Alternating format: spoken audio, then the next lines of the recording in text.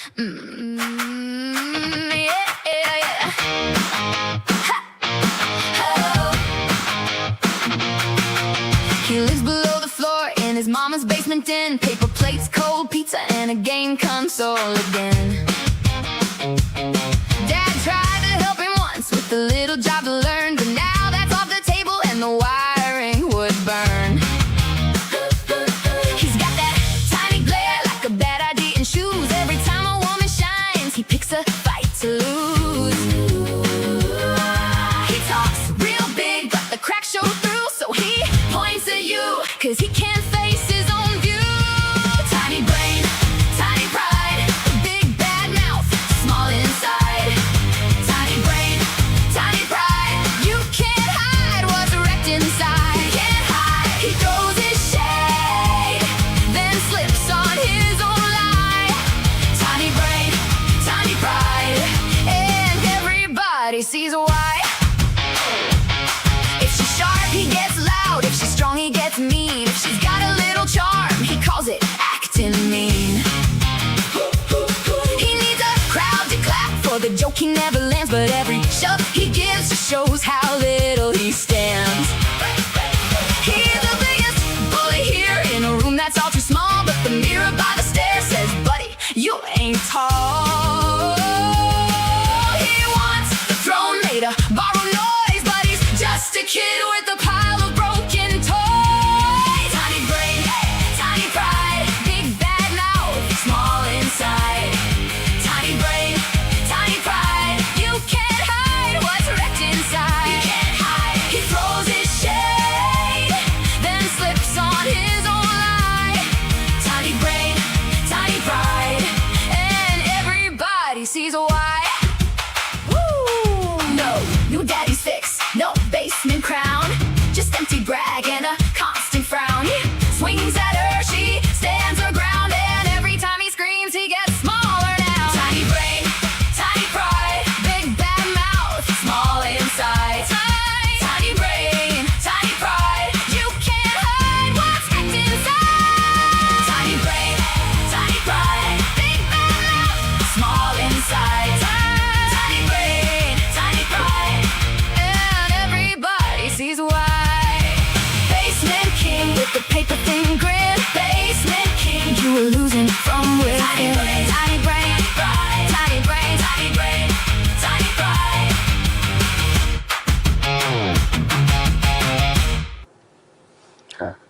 Welcome in, everyone. Sorry, I just had that momentary pause with my brain, I think. Bring us up on stage. I thought I'd put this one up because we've got tomorrow is Maddie Monday, hoping that StreamYard doesn't hack itself again. I know I was going to do a video last week to make up for the absence of a live stream, but that kind of went by the wayside. I kind of prefer with the Maddie Mondays to be able to actually be talking to people. Welcome in, Ernestine. Good to see you here. Welcome in, Bonza, Rita, Ariel, Callie, Charlotte, Anki, Sheila, Chips. Oops, sorry, I didn't say hello to you before. Welcome in, Grover, Rita, Teresa. Sorry if I'm saying things again. Callie, Gasper Girl. I know I've missed. Oh, Camilla, if you're in here, welcome in. Rita, Charlotte, anyone else that I've missed, welcome in. Sorry for the delays. One of those mornings, aside from forgetting to put all the media in ready for my live stream, I had to go and move my lawnmower. And welcome in, Nurse. My brother was here yesterday and he decided to go and mow out the front for me. The spot where he put the lawnmower, if you've got a blind dog or a mostly blind dog, don't move things in the backyard. She got stuck behind it last night and I didn't want to try and traipse into the garden in the dark last night, so I just had remembered this morning that I needed to go move it so that she doesn't get stuck outside thinking she can't come in because there's a lawnmower standing in front of her. I'm I mean, it's comical, but it's sad as well. None of us want our dogs to start reaching that age. But yeah, so had to go and move the lawnmower for Tarka's benefit. Yeah, it sucks when you get these little reminders that your dogs are getting old, doesn't it? It's anyway, let's move on from that topic. Daniel, honestly, I'm not sure if I've got the energy for Daniel today, but let's just do it. I haven't got any other videos queued up or anything to jump in with. Yeah, Taka. She's got a bit of arthritis. She's nearly blind. I think she's possibly hasn't quite got all the faculties going at the moment. There are times when she goes outside at night time and it's like 20 minutes before she comes back in.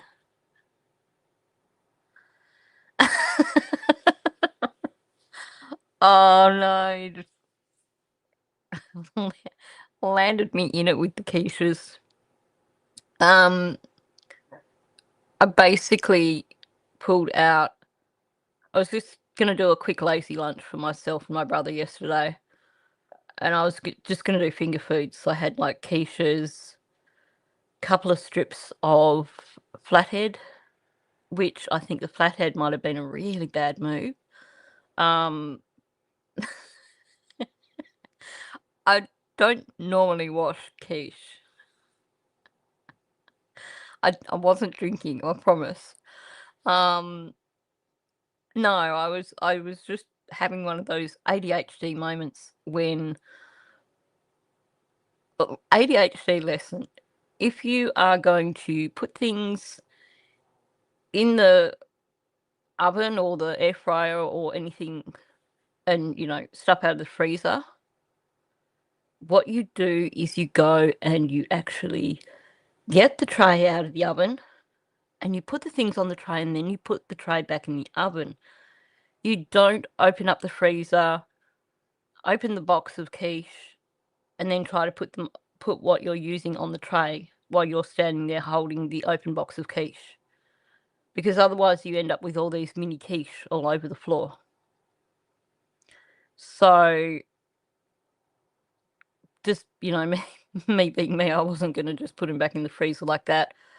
So I had to rinse them off to make sure there's nothing on them, and then cook them, and then refreeze them. But in the process of fixing that stuff up, I have a thing of like a little mini crock pot type thing sitting on top of my little oven that's full of corn flour, because if I'm making something out of clay and I need it to hold its shape, I put the clay in the corn flour and I bake it in the corn flour. So in the process of sorting out the whole screw up with the quiches, I knocked this thing of corn flour off the oven and ended up with corn flour everywhere. So I have ended up with corn flour all over the oven, all over my robot vacuum, because I've got like my oven's on top of my little freezer, and then there's a little gap between the freezer and the bench top, and that gap's got one of those little basket shelving things in it. So basically all the corn flour went through every single shelf of the shelving, through everything. So robot vacuum cleaner, everything. Just honestly, cornstarch, it goes really quickly, goes everywhere really quickly. So yeah, that was really good. Well, it's not so much the quiches, it's the klutz who doesn't recognise the fact that they need to put the tray on the bench and put things on the tray as opposed to just trying to put things straight out of the freezer onto the tray. Lesson learned. I think it was about me trying to be in a rush too. Welcome in, Coldburn. Yeah, it was one heck of a mess. Swiss cheese quiche. Oh my gosh, yum. Swiss cheese is my favourite cheese. I haven't messaged him yet, Bonza, and you're dobbing me in. I haven't had time to message him yet to find out. But I hope I didn't, because I was so ill last night. So ill. I've not had a lot of sleep because I believe that I might have given myself and my brother food poisoning with the strips of flathead that I cooked. So the rest of the strips of flathead that are in the freezer are going in the bin. I don't think I'm even going to have lunch today. I just don't trust food. Yeah. Oh dear. I shouldn't tell you these things, Bonza. It's always going to come out, isn't it? Oh yeah, Deborah. Not good. Not good. Mouse kept me company, which is, sweet little man. But I've not had a lot of sleep and I haven't been really well in the last 12 hours or so. So it's, I think it just all went downhill from the moment I dropped those quiches on the floor. And ironically, no, I didn't eat any of the quiche. I know it wasn't the quiche. But I know my brother and I both had the flathead, so I do need to check with him and make sure that he's still alive. I'm getting there, Callie. I just sculled a big glass of electrolyte, which will hopefully get me going a little bit. But, that's life, right? These things happen. So, with that said, I was going to play it by ear. If I didn't wake up in time to get ready for the live, then I was going to cancel it. But, I was awake, so I went, okay, well, I'll go live. Oh, I know, it's what it tastes like. No, it's the Aldi have got really good electrolytes. They're cheaper than anything from the chemist or Coles, and I always keep some of them on hand, especially around summer, because, summertime, it's really easy to end up dehydrated and not realise that you are. So, yeah, but it is like drinking bicarb water. Okay, I suppose we just got to get on with Daniel, hey? I hate thinking about Daniel sometimes, but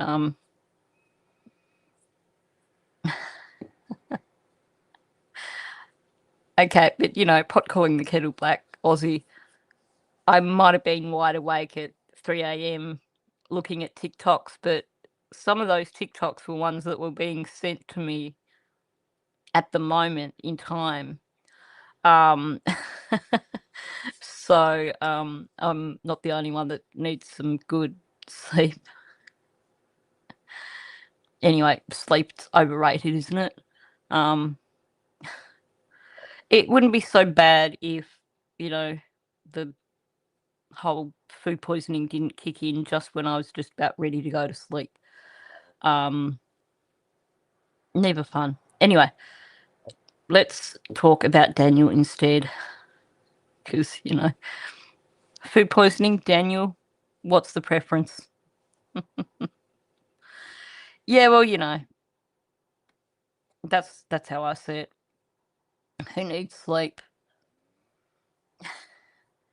Yeah, I know. Look, you reach a stage where you're like, whatever, do it my way. Mm,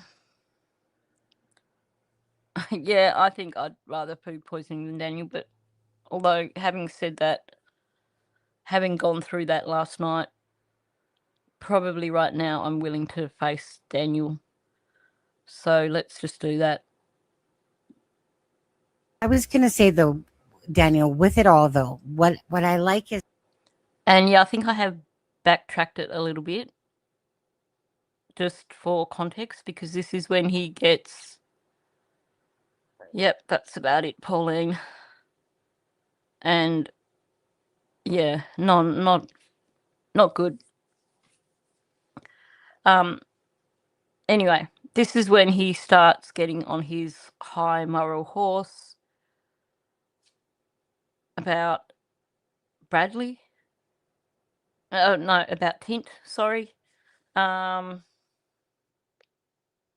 think it's mostly about Tint. Just being Mr. I'm so moral. Oh, that's cool, Teresa. Did I say welcome in, Pauline, or am I just being really vague? What are you doing? Come on, Mouse. Quick! You can do it! Yes, you can!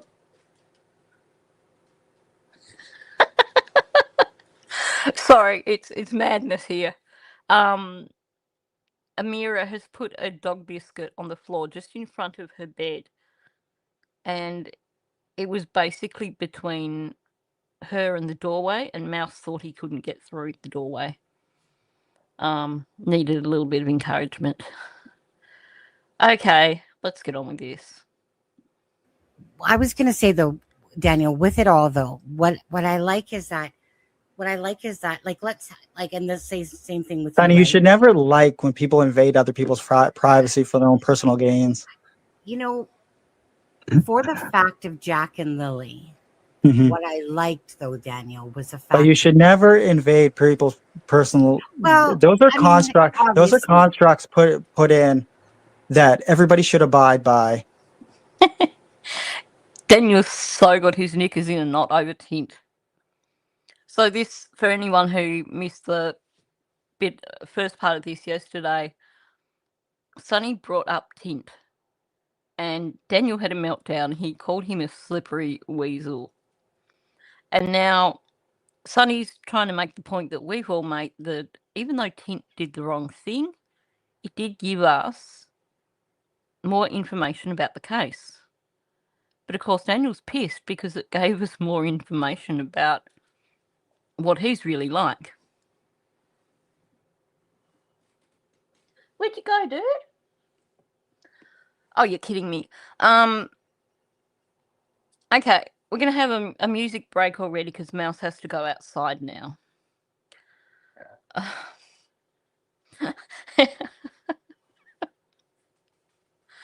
Okay, I clearly am sleep deprived because when I read, if you cross the stream, make sure you have waterproof pants. The pants wasn't what I read. I'll leave that to your imagination. I've got to take Mouse outside. Give me a second.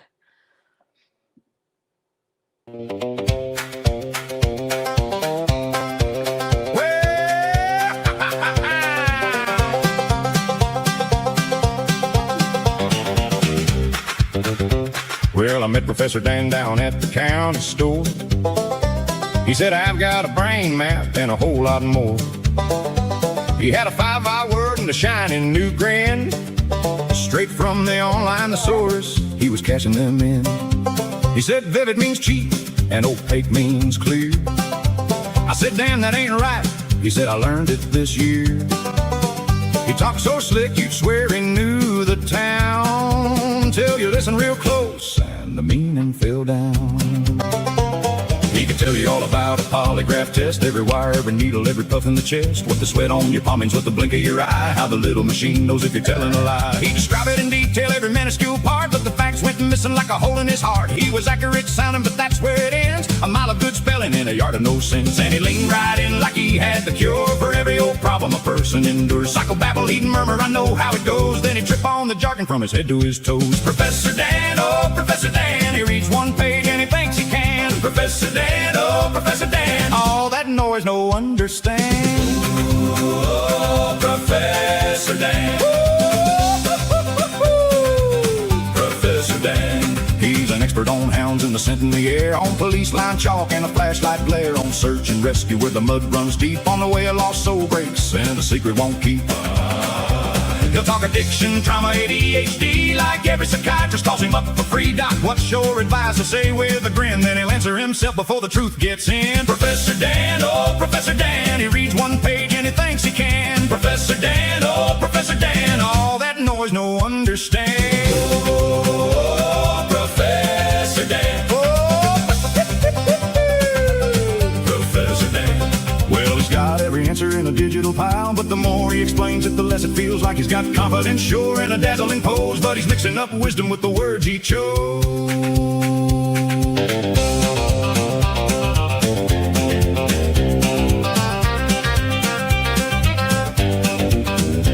Now he's 10 feet taller in the key of G, still wrong as a fence post, plain as can be. He's a master of nothing, but he sure loves the sound of his own big opinions circling around. So if you need a lesson in what not to do, call Professor Dan and he'll prove it to you. He's full of big talk and a borrowed brain. Every word sounds smart, but it lands in the drain.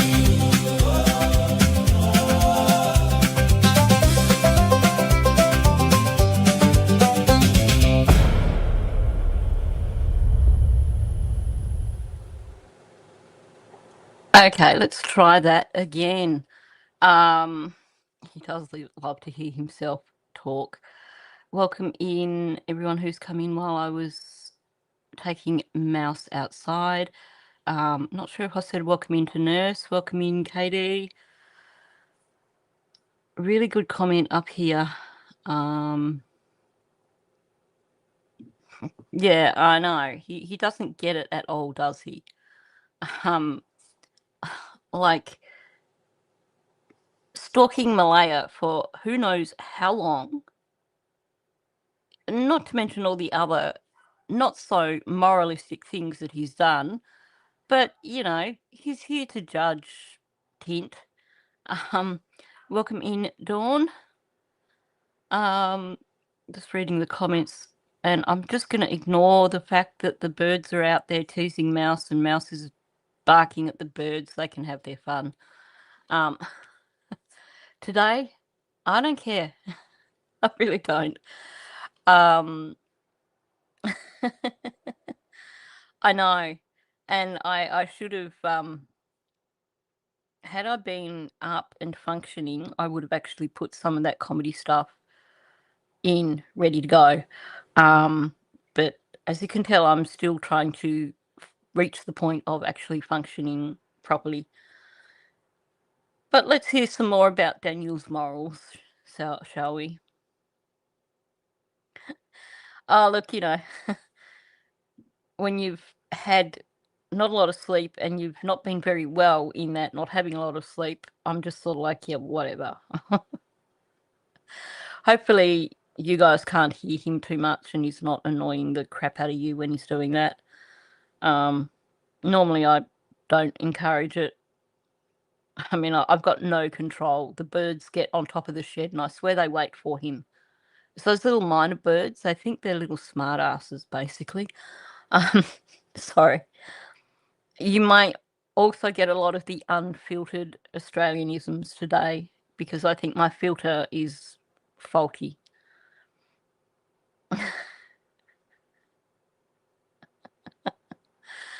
Oh dear. Yep, that's me. Criminal acts or break any privacy concerns that people may have. Because should we play that again, Daniel? Just in case that didn't sink into your brain. This is good advice, Daniel.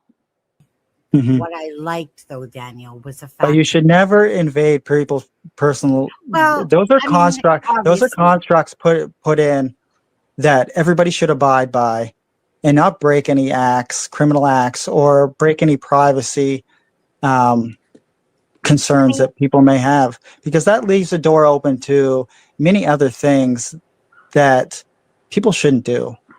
What does that leave the door open to, Daniel? Like becoming a mathematician? Criminal acts, yeah. We don't want to open the door for that. Like, my gosh, he should.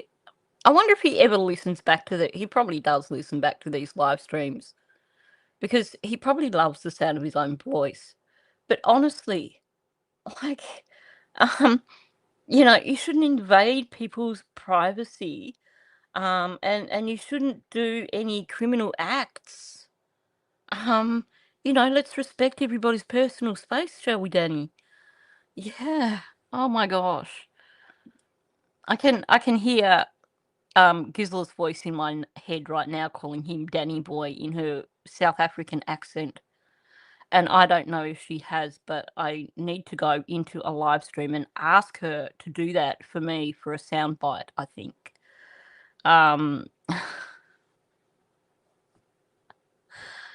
Yeah. Yeah. So where does Daniel come into this? That big one that always comes back to me is him coming up behind her in the car park like that. Because if she was already feeling a little bit nervous about him, to have him come up behind her like that, holy crap. Yeah. Let's talk about Lily and Jack, Daniel. When we talk about criminal acts. Because there seem to be fewer and fewer possibilities in terms of what happened to Lily and Jack. And every possibility that I've got left on my list has your name on it, Daniel. It is projection, exactly. He... That's the irony of it, isn't it? He wants us to think he's so virtuous from the day one. Look at me. I'm the only person searching. I'm the only person speaking up. I'm the stepfather extraordinaire.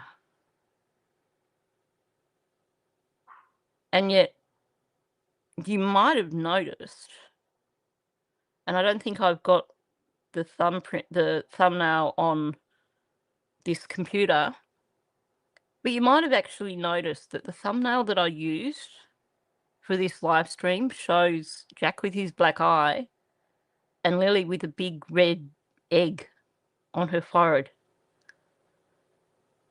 I chose those images specifically since Daniel was talking about morals here. But yeah, and this whole brushing off the comment when Sonny asked him about the RCMP, and he's like, "Oh, the cars in the driveway, that was for a separate stalking incident," trying to make it sound like it was somebody else. But we know how that works, Daniel. Exactly. Yeah. No criminal stuff here. Don't look at me. I'm Daniel the Saint. Yes, exactly.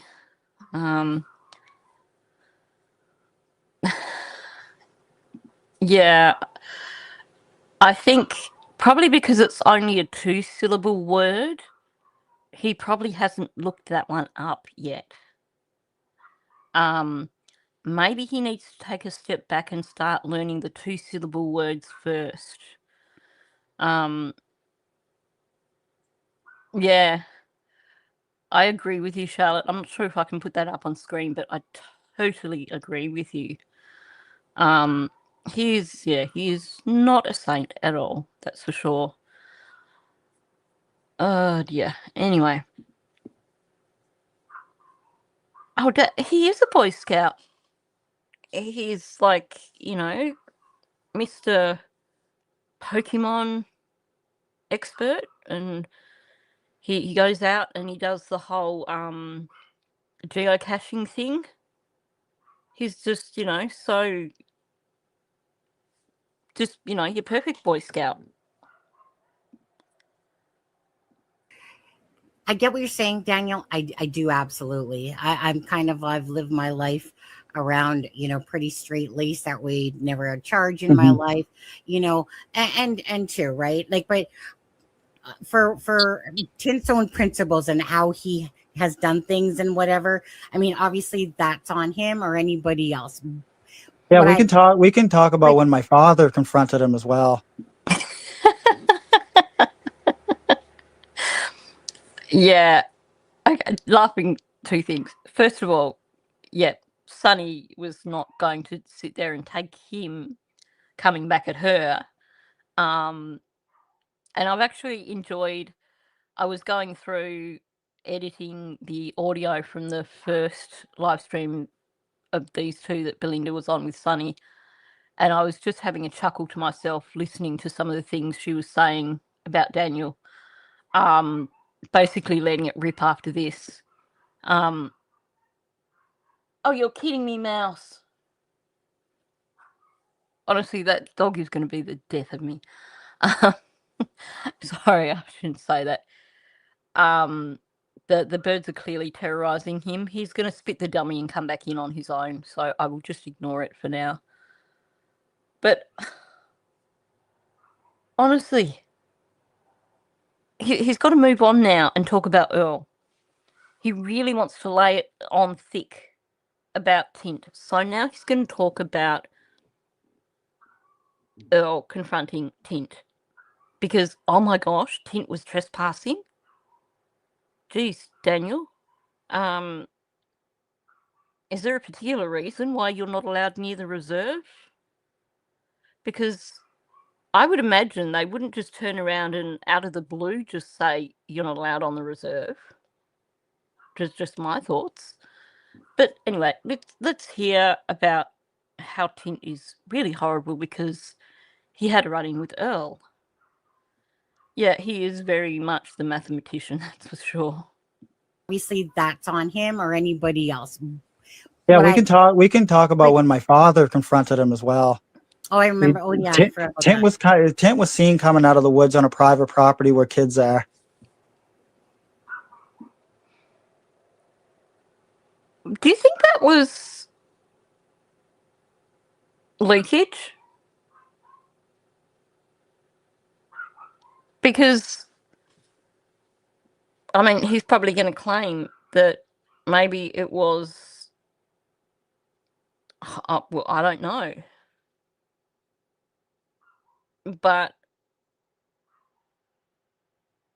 where kids are. This was when everyone was searching for Jack and Lilly. And you're worried about one of the searchers being on a property where kids are. Whose kids and what property? Was this Earl's property that he was seen coming off? In the woods? Why are there kids in the woods? On private property, Daniel? Was he coming out of Earl's property or Ron's property? Because inquiring minds do want to know which property we need to be focusing on. Which private property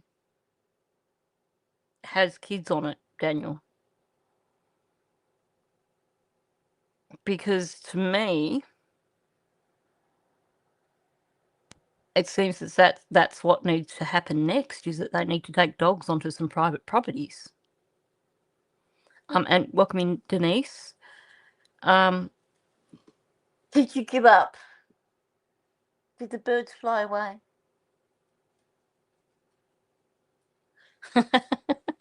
Mouse has just come in with this look on his face, like, well, the game's over. Yeah.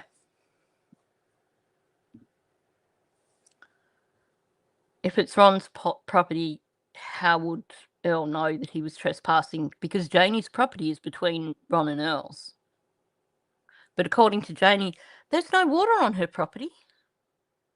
So apparently we don't need to look on her property because there's no water on her property. Well, I'm guessing that's what she meant. Welcome in, Shirkers. That was Wayne. Oh, Telling answered. That was Wayne that had the run-in with the searchers.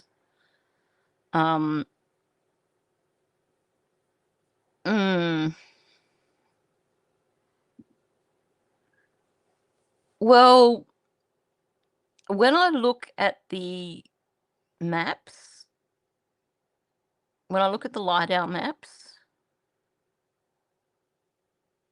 I think there may be a few spots where there could potentially be water. There's a few spots where you see some major elevation changes, which could be interesting terrain. He could just be throwing shade, but it's certainly a weird statement. He was seen coming out of the woods on private property where kids are. Could be nothing, but it stood out to me. And I've had my eye on private properties since very early on in this case. So the moment I hear Daniel talk about private properties where kids are, it certainly gets the radar going. I agree, Bonza. I think Janie's dumped him in it, and is it Alvin McKenzie that the audio was? I think Alvin's dumped him in it as well. And I also think Logan's dumped him in it, talking about, well, my dad cried. Why did your dad cry, Logan?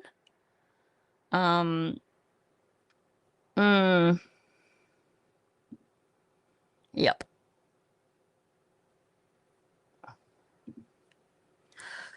I know, that was a really interesting bit of information for her to offer up, wasn't it? Why did she offer that up? Unless it was meant as a diversion.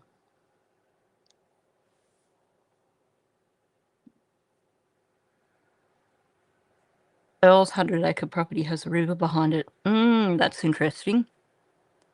There is a mine behind Ron's property, an old mine.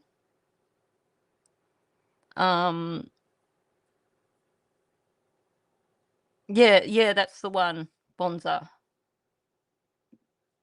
where Alvin basically dumps Ron in it and admits that Ron never actually went to town, even though that's what he told the RCMP. Alvin hates Daniel, I think. And I think he's also on Lansdowne Road up towards Montreal Road. Yeah, there's an old mine directly behind Ron's property. There's also, and look, I'm going to say this now because I sent those LiDAR maps through months and months ago. So, if they haven't been checked by now, there's also an old mine behind Wayne's property. And they're the ones that I could spot.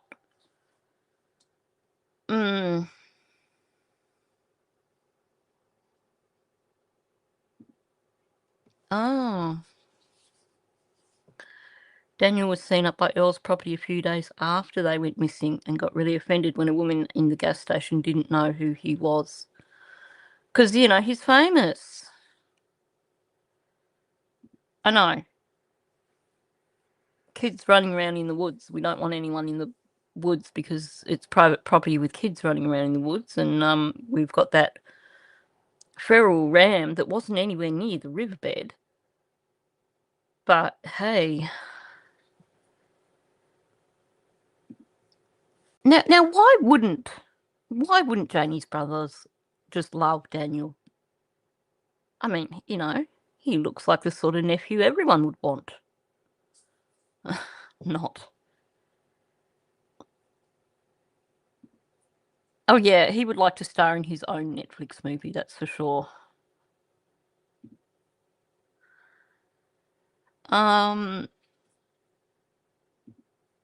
It's the latter. I think any uncles involved would be doing so to help Janie, in my opinion.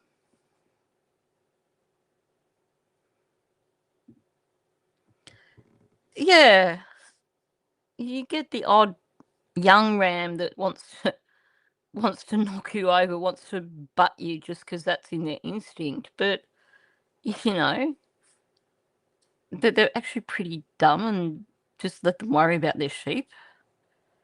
Now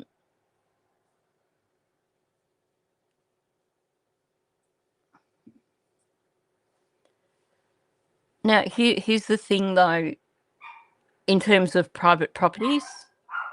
Oh, mouse! Honestly, I have no idea what his problem is today. They have to be able to find a way to say that as missing persons, that there's a possibility of the children being on the properties. So I think what I've said a few times, I think that when arrests happen, that there's going to be warrants served on properties at the same time for searches. I think didn't Karen say that Janie's the only girl out of all her siblings? So I can imagine they would be protective. And welcome in Detective Tam. Are you sure? Because you know he's teaching us all about morals here. He's you're supposed to respect people's privacy. You're not supposed to do any criminal acts. This is someone who knows all about morals, right?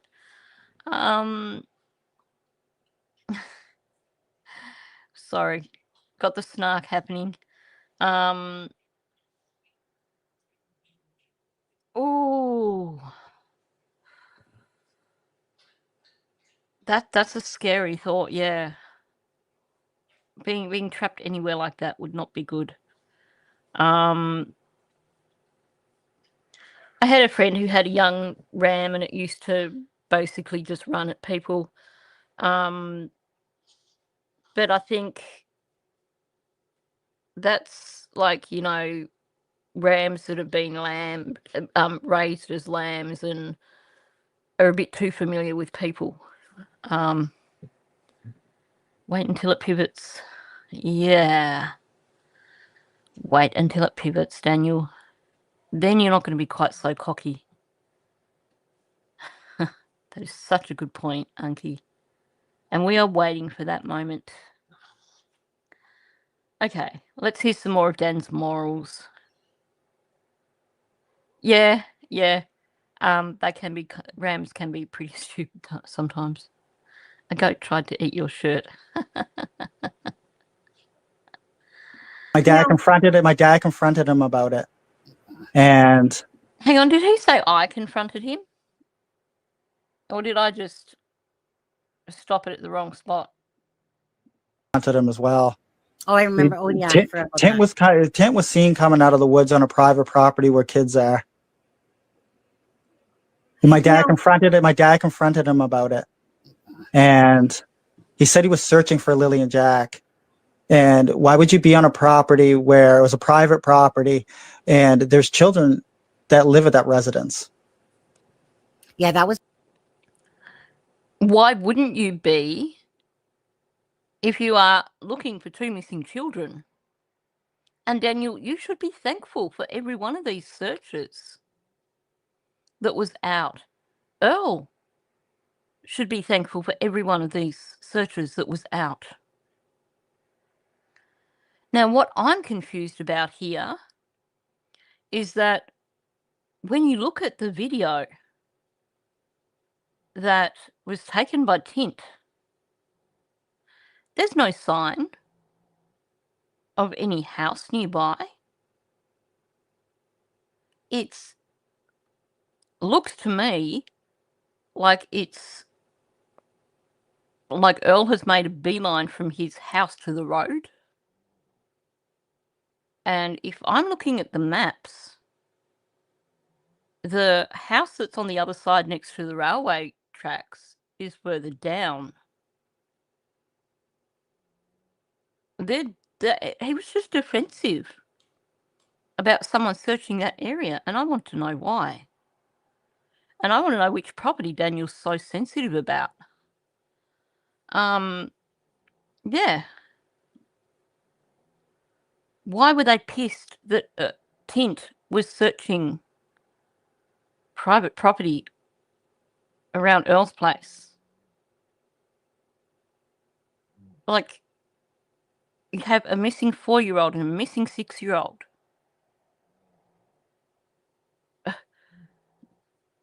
Earl put all these things up on Facebook, you know. He was sad because he didn't get invited to their birthday because they weren't family, and talking about memories of them running towards him on the driveway or something like that. But apparently he was pissed with Tint for searching the area, and Daniel thinks that's a good thing. He thinks that, yeah, people should be pissed at Tint for searching on private property with children on it. He is. He really is. I really hope that law enforcement have thoroughly gone through all this shit that Daniel has said. I agree. I definitely agree with that. Why? What's so important about that schoolhouse that they're so sensitive about it? Because it is one of their sensitivities.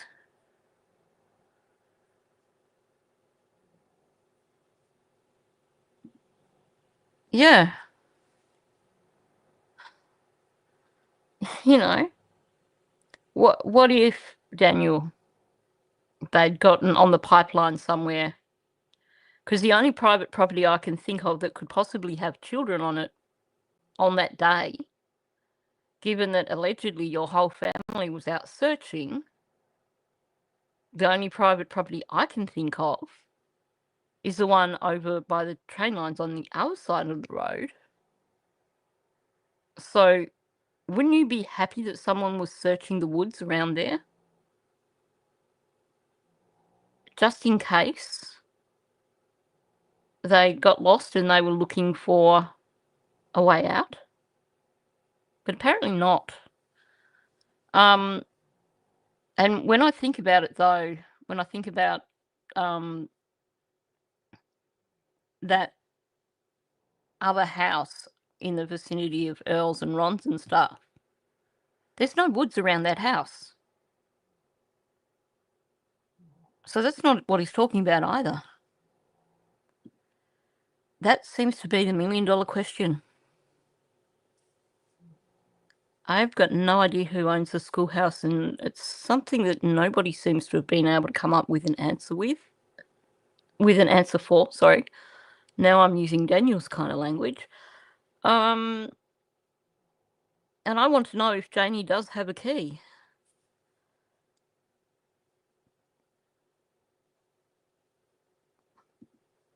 That bothers me. Belinda hearing Janie say to Justin to go and park his car so that it was blocking the road, so that people didn't go up there and search. Like, hello? Did you forget why people were there? They're not searching for geocache. They're searching for missing children. But you want to prevent them from searching up around the schoolhouse and the cabin? Huge red flag. Huge, huge red flag.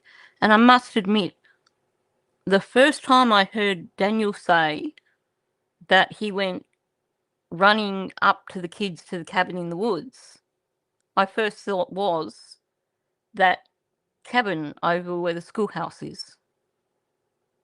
So the fact that they're so sensitive over it,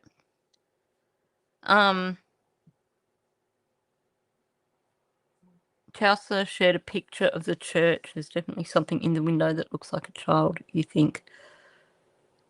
I haven't got her photo on me right now. But that's interesting. I'm going to have another look.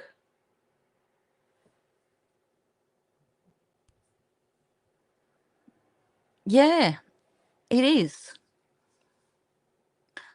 Because if you follow that logging track, if you turn onto that logging track where the blanket was found, and you follow the tracks through that, it'll take you through to the pipeline. And from the pipeline, you can get straight onto Earl's property. Let me put my email up. Hang on. There you go. That's my email. Yeah, another red flag. She said she told them she searched it herself, so there's no need for anyone else to search it. Again, huge, huge red flag.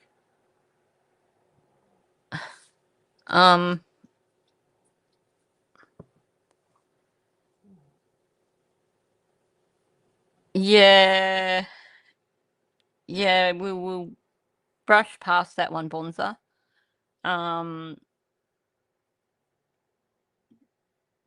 Whoops.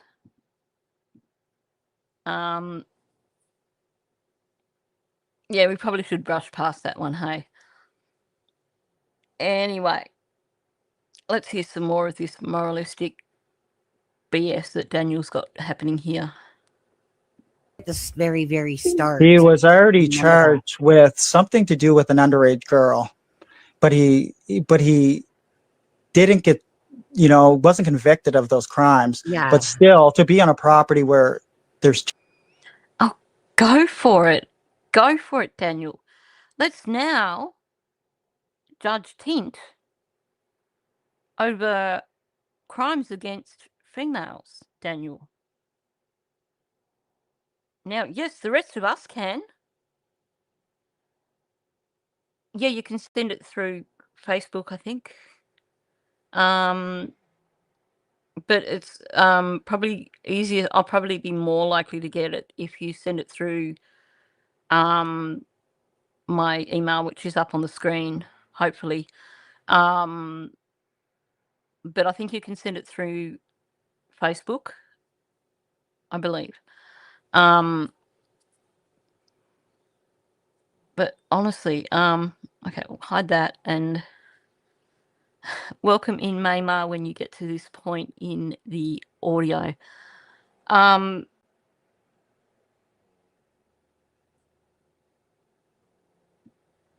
Throwing judgment on Tint. Now, yeah, Tint is a scummy weasel, given that apparently there were 2 different charges against him relating to treatment of women, and he's quite proud of the fact that he represented himself and got himself off those charges.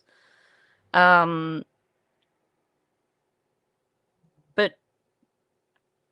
Daniel, what are you doing on the 3rd of September, Daniel? Just wondering. You busy on the 3rd of September? Because, we inquiring minds would like to know what you're doing on the 3rd of September, Daniel. Didn't get, wasn't convicted of those crimes. Yeah. But still, to be on a property where there's children that inhabit that residence, I'm not going to say the residence, but that was very shameful for, people don't know the true story on him. He's going with inhabit instead of live. Just thought I'd point that out because, got to use the big words because that's how Daniel rolls. We're talking biggest pot meet the kettle moment ever. Like, oh my gosh. Oh, look, wouldn't it be wonderful if they said, yeah, we're not giving you bail? Sorry, Daniel, you're not going home today. Well, that would be doing the world a favour as well, because then they'd have a warrant out for his arrest for failure to appear. I don't think he's got any more delays up his sleeve. I think given that the judge gave them, 6 weeks extension, there's no more extensions for him. So he's going to have to elect and or plea on the 3rd, in my opinion. Oh, look, Tint certainly came across as baiting him, that's for sure. I mean, playing that video didn't put either of them in a good light. And I would like to see the beginning of the video. He does. There's probably still plenty of things here that were said in these interviews that we probably missed that were threats towards somebody to try and shut them up if they are being used as a witness. Yeah, that would be so good, wouldn't it?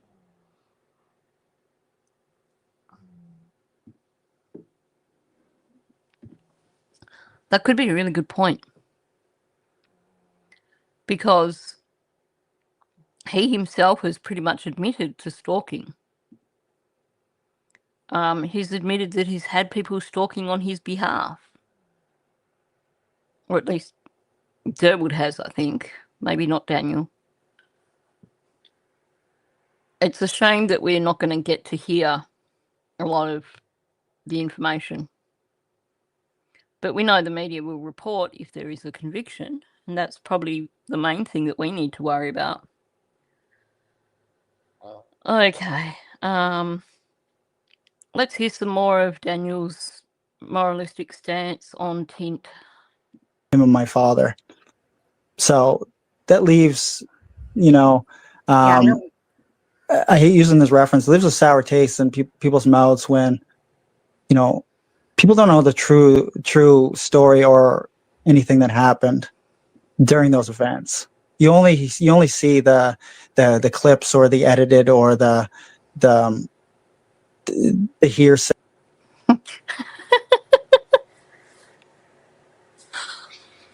Now, Daniel's talking about people don't know, they don't get the full story about, this stuff that Tint was doing. They only get the edited versions. Is that like, Daniel, where you just basically flip the narrative so that it shines you in a good light? Is that what you're saying that Tint is doing here? Because, I'm sure you can recognise when people do that, Daniel.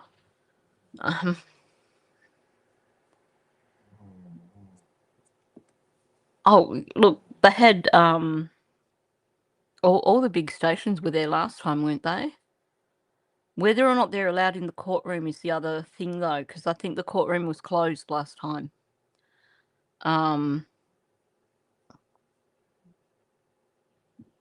Yeah. He is everything that he's naming up here as an attack on Tint is everything that you can put straight back on Daniel.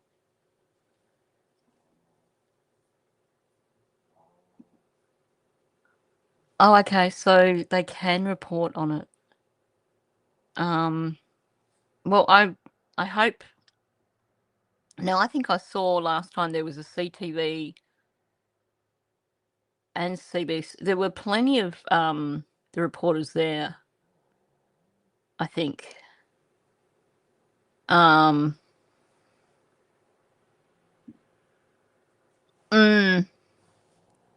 that be nice? Sorry. Oh dear, I'm a bit too snarky today, aren't I? But this whole, well, because you only see what the clips or the edited or the hearsay. You only get small parts of what happened. Yeah, Daniel, how does that work? True story or anything that happened during those events. You only see the clips or the edited or the hearsay or the small parts of what actually happened during those events. What I was going to say, I mean, I think that goes along with a lot of this case. I wish that there was some way of knowing what was going on in Sunny's brain when she was doing this conversation with Daniel. Because, honestly, I think if I heard things like that, I would be like stalling. I would be sitting there and trying to process it, and I would forget to ask the next question because I'd still be processing it 5 minutes later. Oh,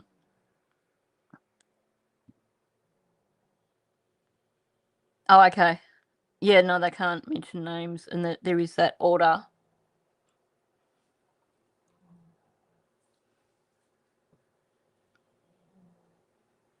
Yeah, I think the media will be there.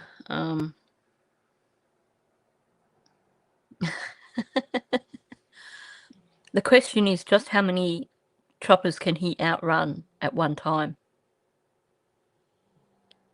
They'll get him with the 50 drones or 50,000 or 200 or however many drones it is that they've got up there stalking him in the sky. Yeah, he just has to run through the waist deep water or find himself a log to launch off so he's not even getting wet.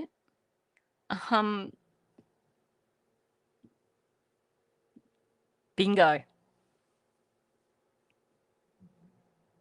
Just tell us what happened to the children. Tell us where they are. And then you can have all the privacy you like, Daniel, after your trial. Just think how nice it will be, Daniel, when you got your quiet little cell and you don't have people talking about you anymore. Won't that be nice? Then you can surf the logs down the river. Oh, I can just picture that now. Yep. Daniel the duck surfing the logs. Honest, but yeah, I still want to go back to what I was going to say, which was sure, of course, is just simply for the fact. Sure, of course. Does my head in. The way he's like, we can touch on that. Sure, of course. I'm doing you such a huge favour. Yep, exactly. He's going to enjoy that privacy. He's going to need to find people to listen to him through the walls.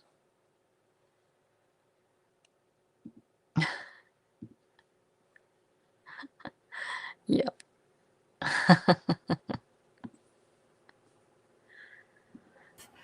Although it might not have been done a way that some people don't appreciate, and the recording someone without their knowledge and stuff like that, but it's when people are speaking freely because they don't think that they're being recorded. Mm-hmm. I don't know if you noticed the tone of voice there. Sunny is an expert. Sunny's put her, I'm talking calmly now. I'm talking a little bit slower. And what I'm doing here is trying to just calm the situation so I can actually say what I want to say. She knows how to do this in terms of even just down to the tone of voice that she uses just to get the whole conversation back on track.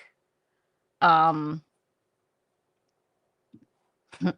might have to give him a little toy camera and a little screen that he can put his interviews on, and he can do interviews with himself. Or maybe he can set up his own little radio station in the jail where he can have people interview him and he can tell them all his expert stories.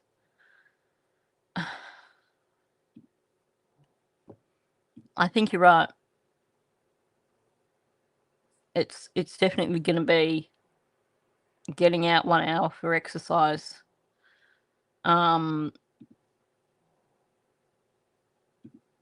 Yeah, it's that whole customer service thing going on. What she said, she's done it for 20 years or something.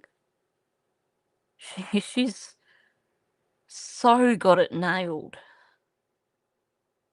Like, kudos to Sunny for the way she did handle this interview.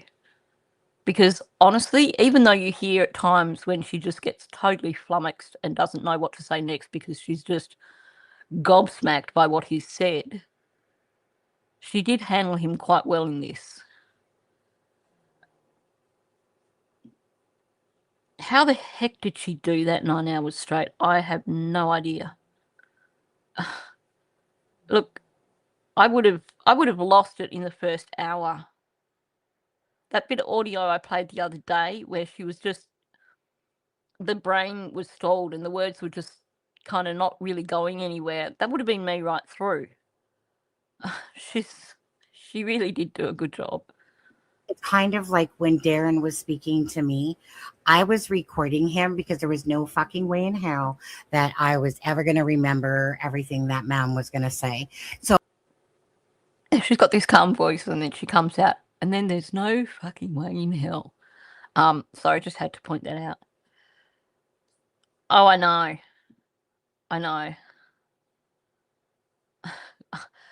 I would never have been able to listen to all this in full. That's for sure. Oh, I know. I guess she's had the practice.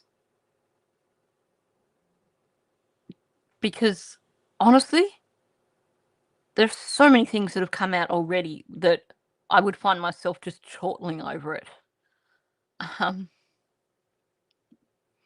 Oh, me too. See, I would have, by this point in time, have had probably about 2 or 3 suck-it-up princesses just fall out of my mouth before the brain stopped it from happening.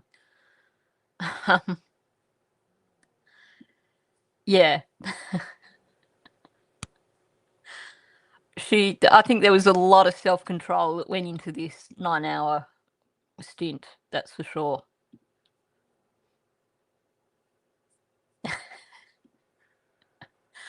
I know. This is probably why she managed to get through a 9-hour live, because I'm guessing she wasn't taking any fluids at the point. Yeah.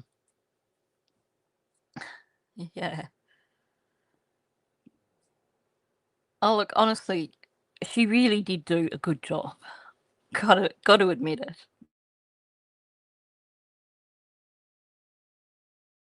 the reason why I actually recorded him was just so that I could go back and re-listen to it again, because there ain't no way I'm going to remember But everything. Sonny, that's done on a level where he should have expected that because it was done digitally. Yeah. Well, I mean, true enough. Yeah. I mean, I get the pretense of a horse trailer and all that. How's that? What? Sorry, just what? So, if someone rings you, Daniel, they should just expect you're going to record them because it's done digitally. But that's completely different from tint recording Wade. He's really reaching. Really reaching. Hey, digitally is actually 4 syllables. He got a 4-syllable word. Good boy, Danny. Clever boy. Yeah.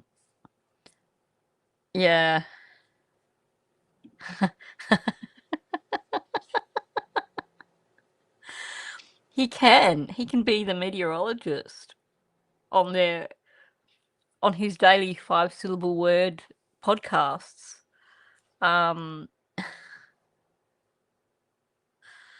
Oh dear. Yeah.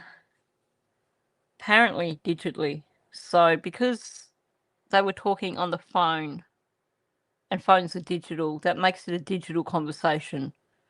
Well, I don't automatically think that because I'm talking to someone on the phone that they're gonna record me. He really, really is stretching it here. Yeah. Yeah, he can sit and look at the weather.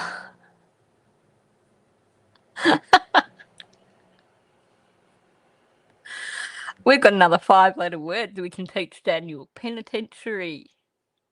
We can actually improve Daniel's vocab just here today. Coming to you digitally from the penitentiary is Professor Dan. Apparently so.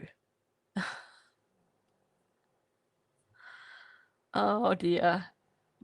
You gotta worry. You really do. But it shows you how his brain works, doesn't it? I mean, the sobering thought is that this is what Malaya lived with for 3 years. Why she didn't get out earlier, I don't know. But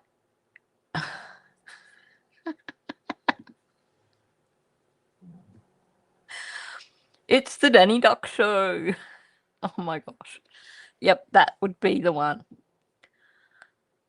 Not going to sit there and say that that was the right thing to do. Mhm. But out of it all, it was just kind of like to listen to someone that doesn't realize they're being recorded and then they're speaking like just freely because that's how they think that it is going. They think that it was being spoken freely and that not realizing it was being recorded, you know. And so again, the bottom line is for me, people will do things that maybe cross somebody's lines, and they do, for sure. At the end of the day, honestly, it boils down to me for, even though you might not agree, or even I might not agree with how Satan did that, but I do appreciate the information that came out of it. But He's not going to give up on this very easily. Here we go again. This is actually interesting because we don't often see an instance of Daniel being challenged. So it's interesting to see the way he is operating here.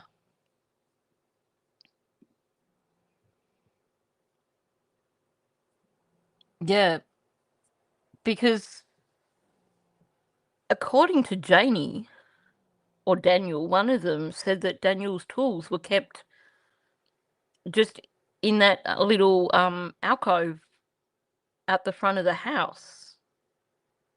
So why did she need to rake the ground if all he had to do was go and collect his tools from that one location? The way Janie said it made it sound like he had to go searching the whole of bloody Lansdowne station. I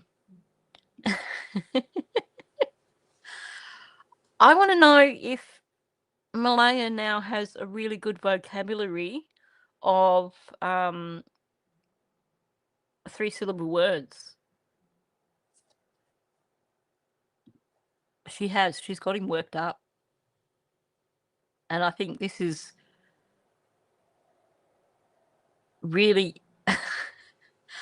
I'm not going to say that quickly, Bonza. This is really revealing, actually. just to hear how he's reacting, because it really does give us an insight into he does not like to be challenged. He does not like to lose an argument. That's a good question. Is Janie back living in the trailer?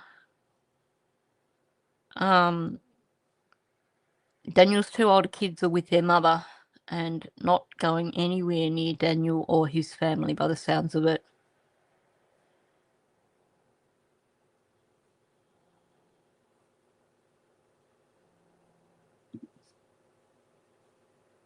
Yeah, apparently so. Because, she manages the church and everything.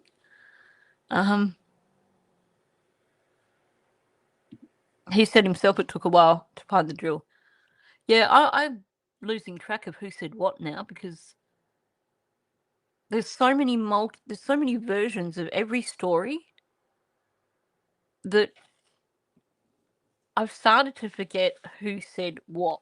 So I'm just moving that page out of the way because it's annoying the crap out of me.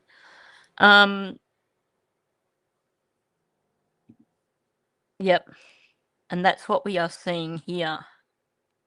He really doesn't like that it's a woman challenging him. It's not something that he's happy about at all.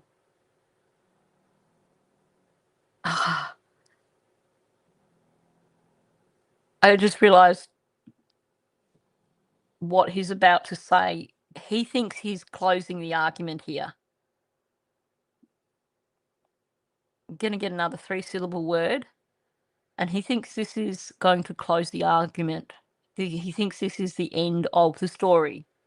Even though you might not agree, or even I might not agree with how Satan did that, but I do appreciate the information that came out of it. But Sonny, in conclusion, nothing ever came for that. So he invaded Cindy and Wade's privacy for absolutely no gain other than his own. In conclusion, that's not just randomly put there. That's him saying, stop arguing with me. This is the point. This is the winning argument. Move on to something new.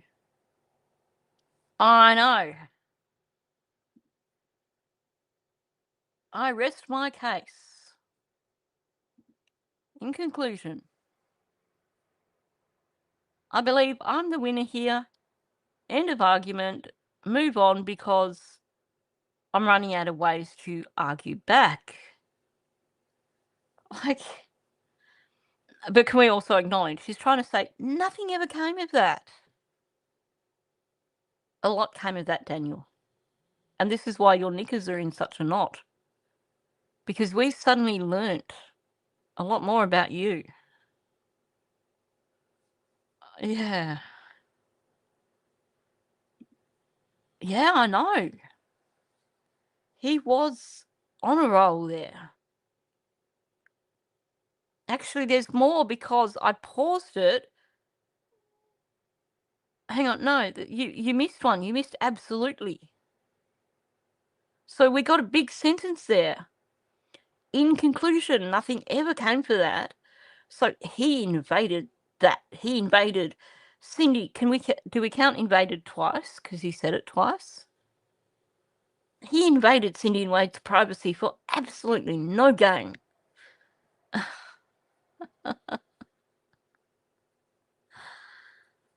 Oh, good to see you, Deafening Silence. I thought you must have been busy. You've been silent for a few days. Oh, I hope you get to bed soon. 2:30 a.m. Wowzers. Yeah, therefore. Yep. Daniel's going to be doing TED Talks now on how to win a debate, because he now knows.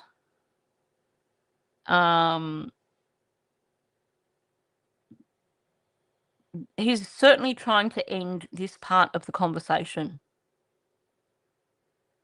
This was definitely a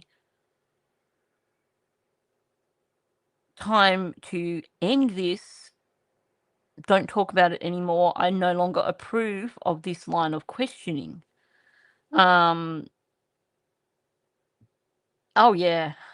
Look, I'm not a Tint fan, but I have to say I'm getting a great deal of amusement out of seeing how riled up Daniel is getting right now.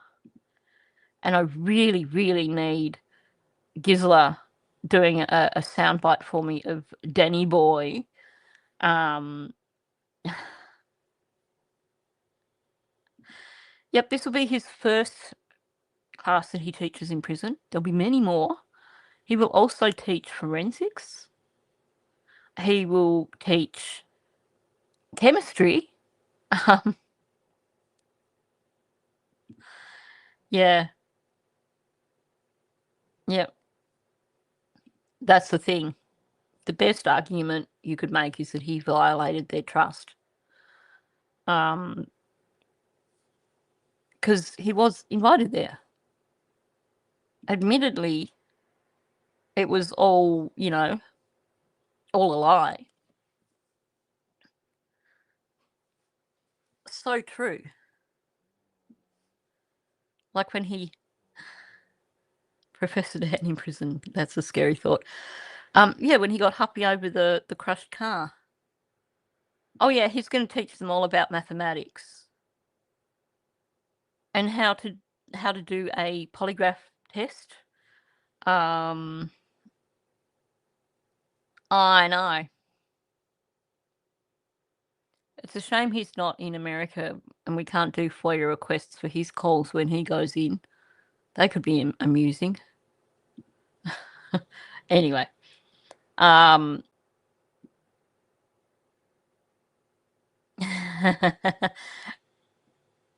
Sonny is not going to be shat on by any male. I'm just going to say this right now before we listen on. You appreciate the information that came out of it. But Sonny, in conclusion, nothing ever came for that. So he invaded Cindy and Wade's privacy for absolutely no gain other than his own. Did you hear a little Soto sigh in the background there? That wasn't really Soto sigh as in Soto style sigh, but Sonny actually sighed in the background there, and I hadn't caught that before.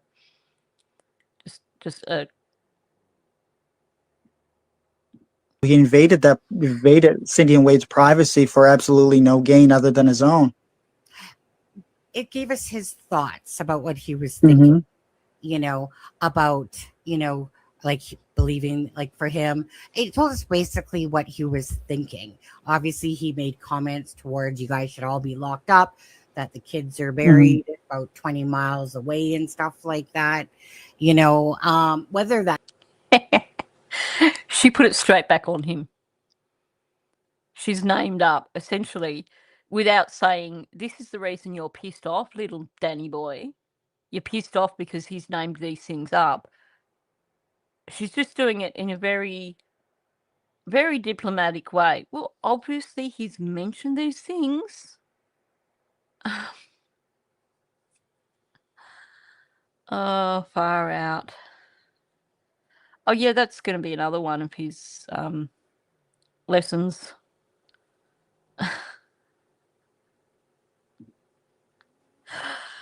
Yep, physiology. Hang on. Psychology, physiology, psychotherapy,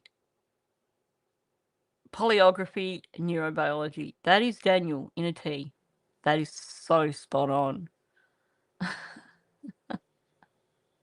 True or not true, it really, like, from that side of the family, right? It's like there was nothing coming out. There was a little bit from Haley and a little bit from Cheryl for a friend, but there was nothing coming out from Malaya or anything. And that's probably been the hardest part about this case, Daniel, is the fact that, yes, you've spoken and been, spoken for many, many, many months, but to have the mother of the two children and to watch how, so you leave and the first thing you think to do is turn off your Facebook and take down Daniel's pictures? Why? Mhm. Like that shows me a red flag right there. Yeah. Because why is that somebody's main concern when 2 children are missing? And they Nice job from Sunny here. She's basically taken the reins. He can't get a word in edgewise. And I realise that that's intentional.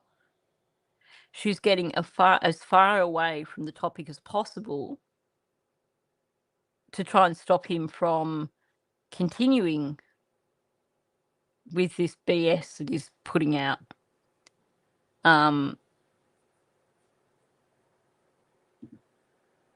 Yeah. I think he was spot on. I mean,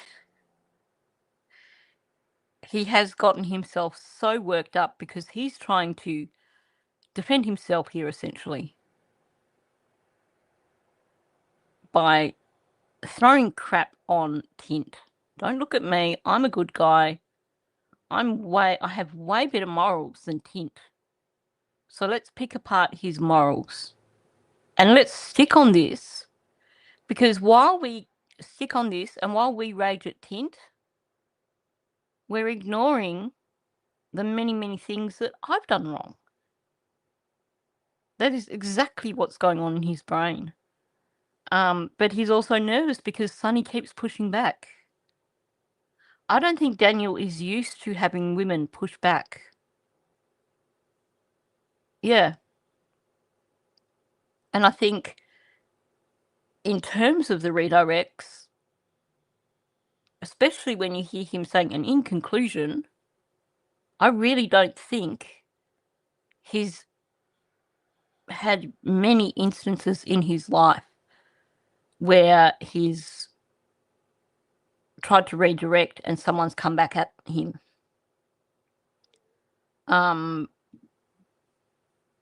Honey did a really good job with this part. pop back up again off and on, add a couple friends, to Facebook, and then you put the children's pictures just back up there.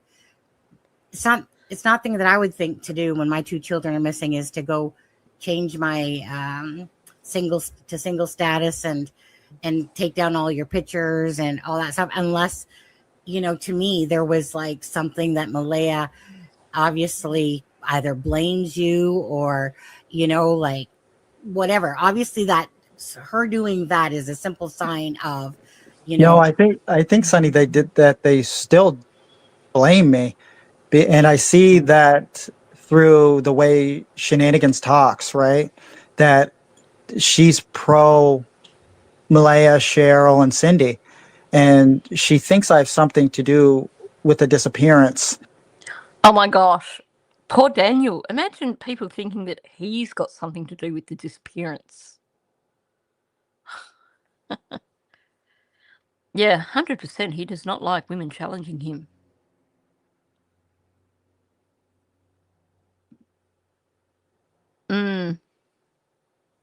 That's for sure.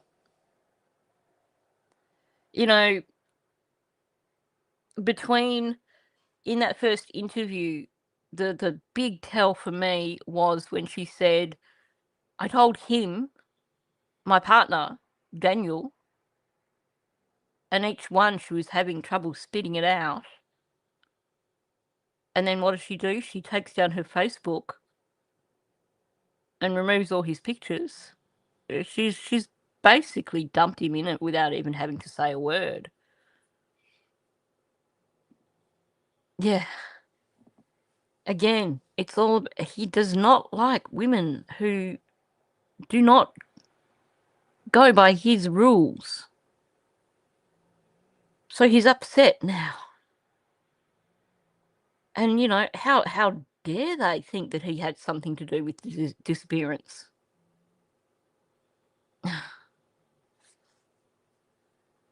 Yep. Yep, he won't have to worry about that.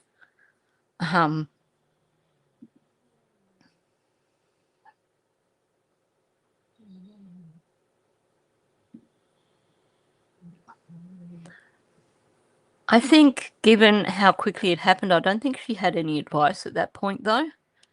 I honestly believe that blocking Belinda was a guilt thing on her part. But I won't go into that right now. But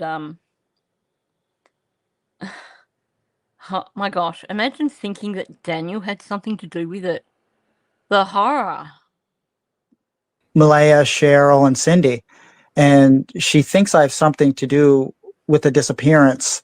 And the only way she would come to that observation if she was misled by Malaya's side, right? Observation. Keep pumping those words out, Daniel. Good on you. And actually, you know, that's pretty good usage that time. Still sounds pretty wanky, but it's pretty good usage. He's doing well with his words in this sentence, I have to say. I will give him a nice little tick and a little sticker for this one. But what he's actually saying again is, you know, the whole, how dare they blame him? He's got to throw shade at them because he wants everyone to think that it's Malaya who's responsible for the children being missing. He wants people to think that she's got them hidden away somewhere. So he's going to have to come down on all the females that basically say anything that would suggest that, you know, how dare they?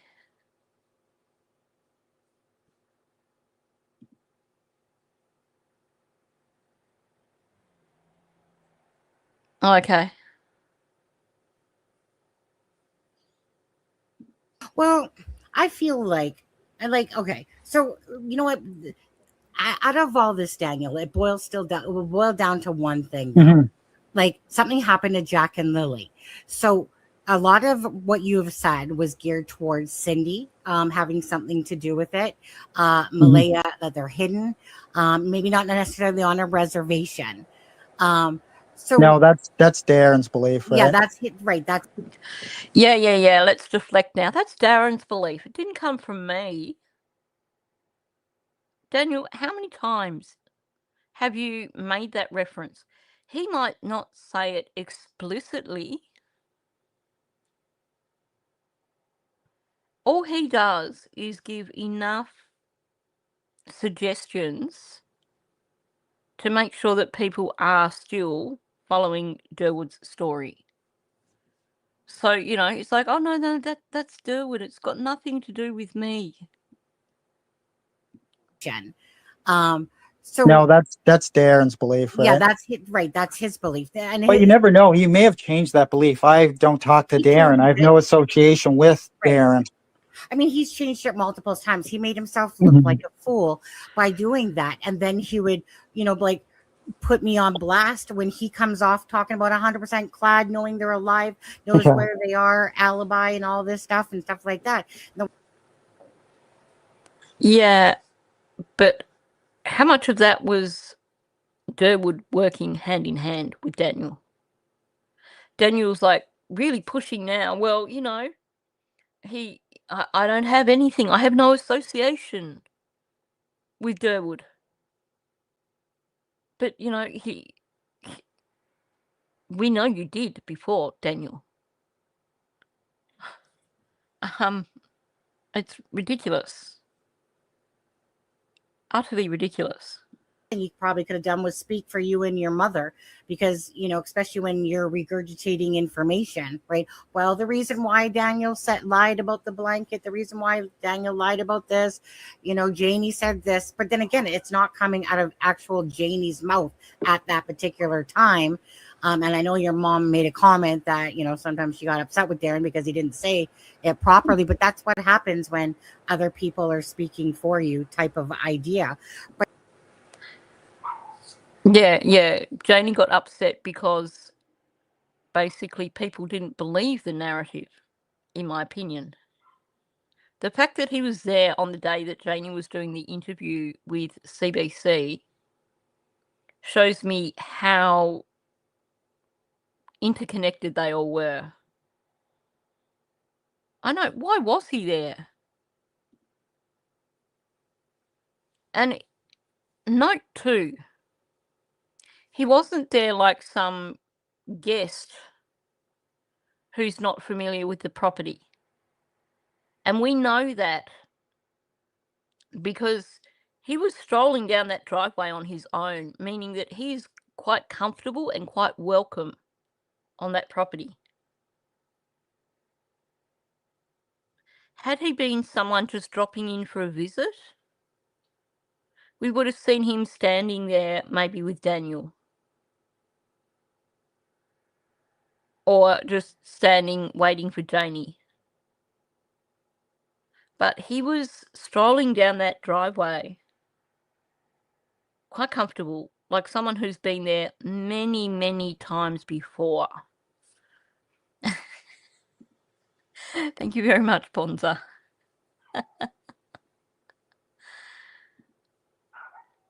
Yeah, I think at the time he didn't think that it didn't occur to him that people might actually run that back and have a look. He did. He was very comfortable there. This is not someone... Now, remember, this interview was done 6 weeks in, I think. Now, had he only come on the scene, or about a month later, or whichever story he wants to give, then why would he be so very comfortable on Janie's property that he's just strolling down that driveway? I mean, he gives himself away. Oh, I know, it was really good news editing to leave him there. I don't know if it's the one cameraman or if it's a few of them. But when you look at the way they film, there's a lot of really good footage included in these interviews. So when Janie's talking about raking the driveway and the cameraman is basically zooming in on the rocks and the grass on the driveway, showing that, that there's nothing to rake there. Why are you going to be raking that for a pool? And just lots of little things like that where they just get this perfect camera angle to make a point about what's being said. So I think, kudos to whoever the cameraman or cameramen's, whoever was doing all that photography stuff did a good job. It wasn't really an interview. He talked and she chopped veggies. I'm missing something there, Carla. Thanks for coming in, Deborah. Good to see you. Gonna have a little bit more. So then, at the end of the day, Daniel, what happened to Jack? What do you, in your heart of hearts, believe then happened to Jack and Lily? If you feel like that you had no involvement, but then you also feel like Malaya didn't have any involvement. Yeah, and I Nice work, Sonny. Nice work to swing it back to what is important. And here's where we get quite a little bit of deflection going on.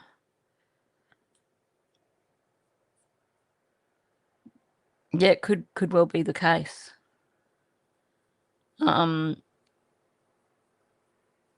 I wish we could have had a clearer view of who the people were at the bottom of the driveway when Janie was doing her interview.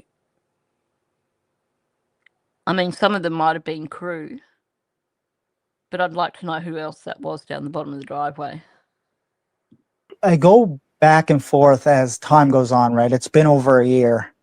Yeah. And I have like this feeling where it jumps.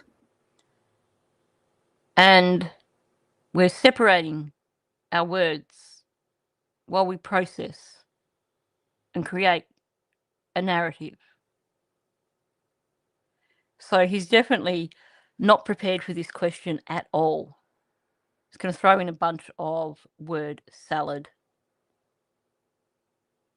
Now, interesting, he's talking about jumping again. Apparently Daniel is like, you know, a super frog or something.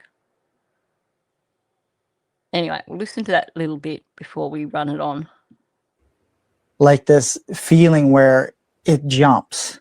Because Right. we've been through it this long. They've had, you know, people's, you know, individuals' phones. They've tracked where they go and what. Notice the distancing language.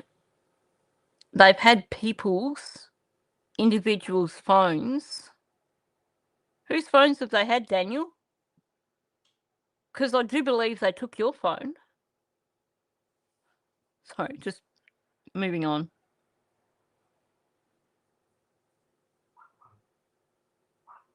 Yeah, it could well have been Logan that was one of them. Wouldn't surprise me. He never does with these sort of questions. Oh yeah. I was working on clips for that, and then Malaya's interview dropped, and I haven't got back to that. But trust me, I'm getting back to that. Because it certainly ties in with things that Anita has said as well. They're all in cahoots. A few seconds there. With this long, they've had, you know, people's, you know, individuals' phones. They've tracked where they go and what they do. Stumbled over tracked. He's a bit nervous about the idea of them tracking him. They've tracked. Sorry. And polygraphs and, you know, all the investigative techniques that are deployed or are still being deployed at this time. Oh, he's pulling out the words now, isn't he? And they do polygraphs and all the investigative techniques that are deployed. Good work, Daniel. Still doesn't quite run together very well. But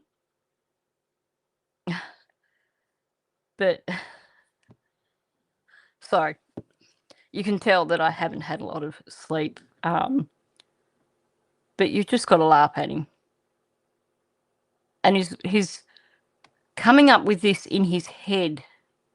So he's pausing on the words and doubling up on the words and things because he's just, again, trying to sound like he's super smart with all his fancy words, his $5 words. But, you know.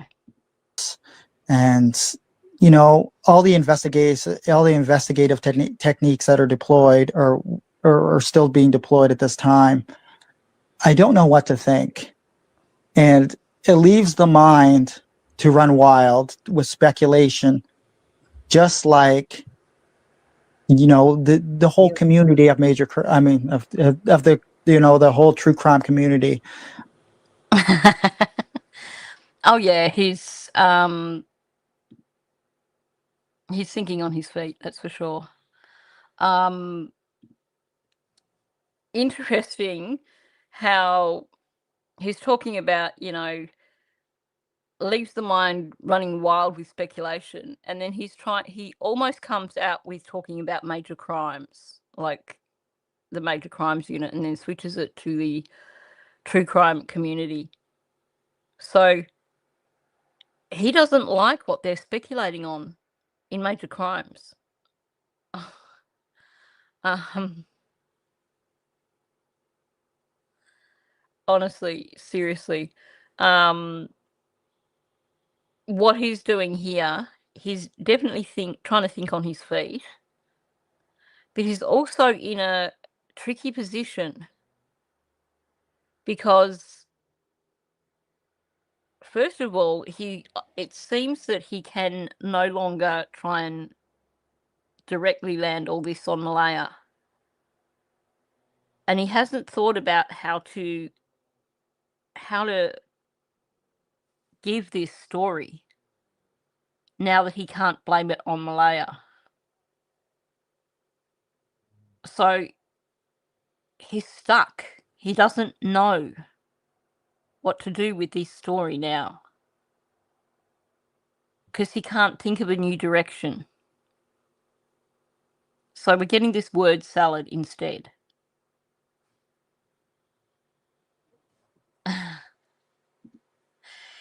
He's not just tripping over his tongue, he's basically completely tied himself in a knot with his tongue. He's just, yeah. Well spotted. Leaves the mind to run wild with speculation.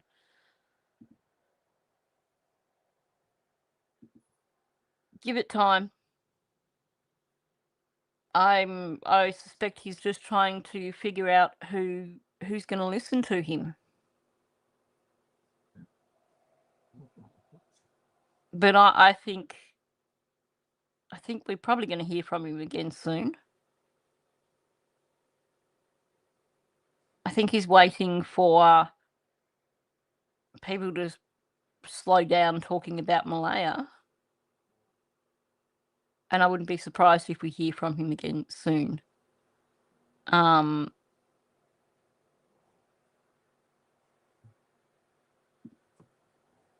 it back just a bit. True crime community. It does, right? But it does all boil down to, you know, Jack and Lily, right? That's the whole main aspect of the whole entirety of everything is, where are Jack and Lily? What happened? So, in case you forgot,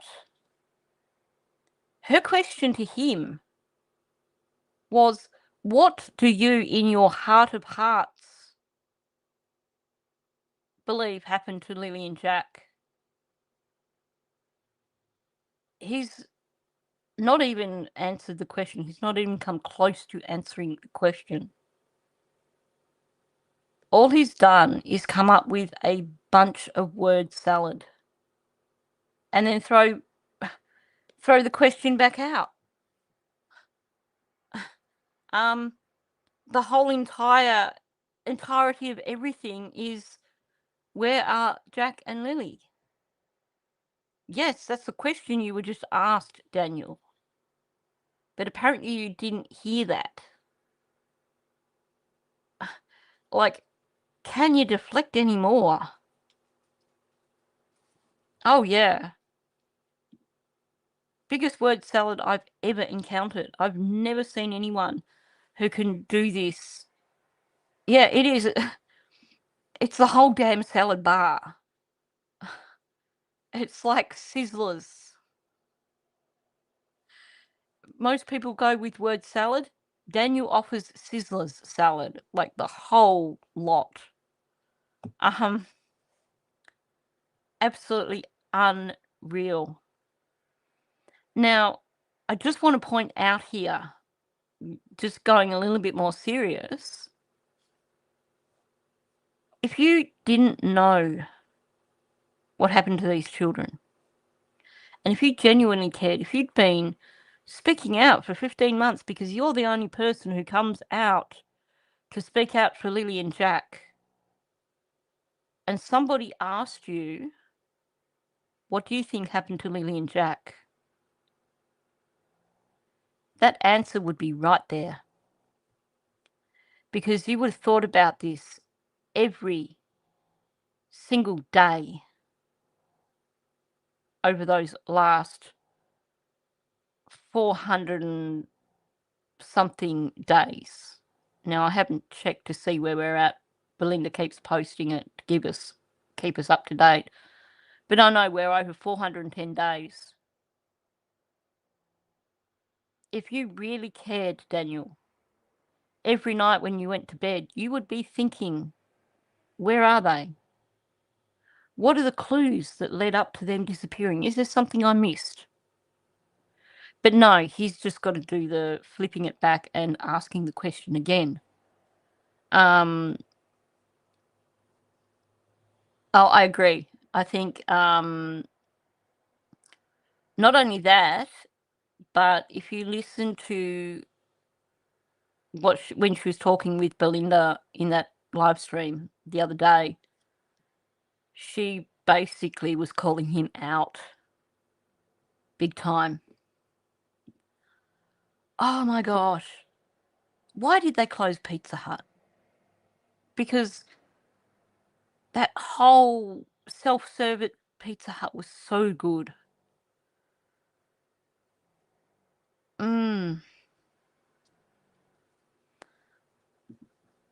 I know. I find it harder when I see these photos of them as little babies. They would have been living with Cody at this point in time. No concept of what their future was going to be like.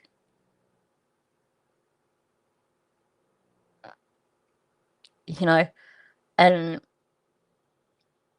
I think about Belinda saying how Cody would come home from work and Lily would wrap herself around his leg and say, "Mummy doesn't like me." Well, after they moved in with Daniel, she didn't even have Cody there to say that to, and she had a stepfather who didn't like her as well.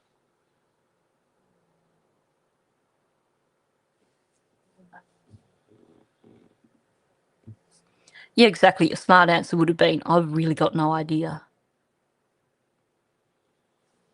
But it's surprising. Well, it's not surprising, but you would expect if he really, really didn't know what happened to Lily and Jack and he really cared, he would have figured this out in his head. Yeah, that's what I was saying. I haven't had a chance to listen to the second live stream where Belinda's answering questions yet. But she was really harsh on him. So I think his only remaining option is Charmaine. But I'd be surprised if he doesn't come back out. He does. He does. He's just such a little cutie. Yeah, Belinda was talking about that with the live stream with Sunny that she did.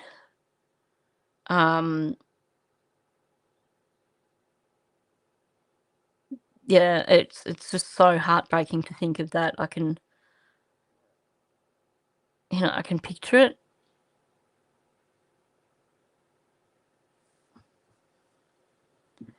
Well, that's the other possibility, isn't it? That it is now looming. People have been talking about Malaya, and I think the big question that keeps coming up when people are talking about Malaya is, oh, when's Daniel's court date again? So in talking about Malaya, Daniel's court date keeps coming up.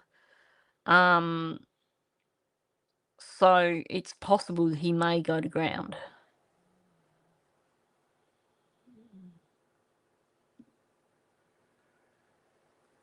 And, that's what I do wonder. Because when you put together what we've heard from Belinda about Lily being jealous and feeling that, that she wasn't loved, And then you hear Janie and Logan talking about Baby M, Malay being all about Baby M. And it makes me think, you know, is it true? Is she one of those mothers that just loves them while they're little babies before they can, you know, while they're cute and get attention for her and stuff? I know. Poor little man. My heart breaks for these children.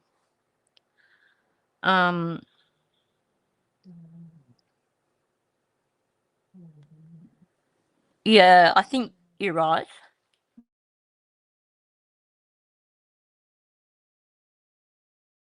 But how could so my thing? Sorry, I pressed the wrong button. I muted myself. Didn't realize I was muted. Yeah, I think right now he's sitting back and enjoying the fallout. I do believe that Malay was being very careful with what she was saying, but she didn't do herself any favors, that's for sure.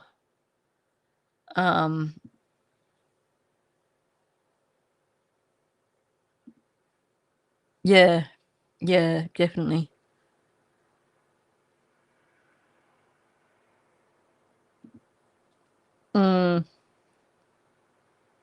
These beautiful little children. It just breaks my heart. My thing has always been is when your mother came out and started speaking about her timeline on I think it was with Allie, you know, and stuff like that. It didn't make sense. It just didn't. With Allie. Was it Allie, the redhead? Yeah, I can speak on some of that. That was a 2.5 hour interview. I can speak on some of that because I'm the freaking expert and I can speak on everything. And I'm just going to help you with this. And it was broiled down to 8 minutes. And my mother got furious at Allie because they cut out so much that the public should have had. And I understand the powers of editing. Now, what is interesting about that for me is that Janie was upset because they left out the bit about Ron's phone call. I need to take a sip of my drink. Hang on.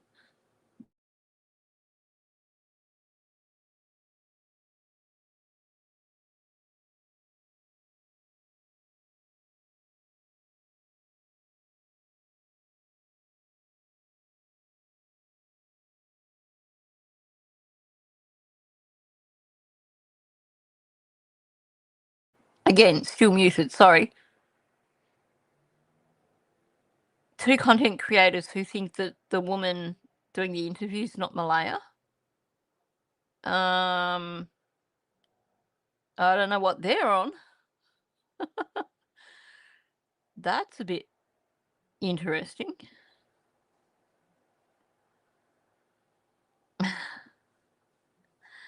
Yep. Oh, wow. And good to see you in here, Maggie May. Yeah. I can't understand the actions and stuff in this case. I'm well and truly over the crazy. Oh, mouse. Yeah, I'm well and truly over that crazy too. You know, as exhausting as it is, as mentally and physically exhausting as it is covering this case, seriously. Mouse, come on! Mouse! I have no idea what his problem is. No idea what his problem is. Yep. I can touch on that. I can dive into that. I can talk on that. In conclusion, all those things. Yeah, periodically I try to move away from spending so much time on this case, but I can't.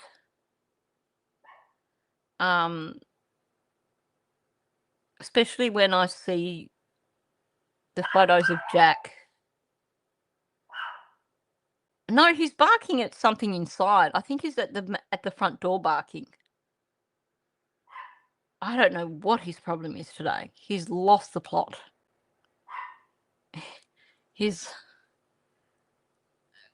probably as sleep deprived as I am, but he's definitely lost the plot. I don't know what's going on in his teeny tiny little brain right now.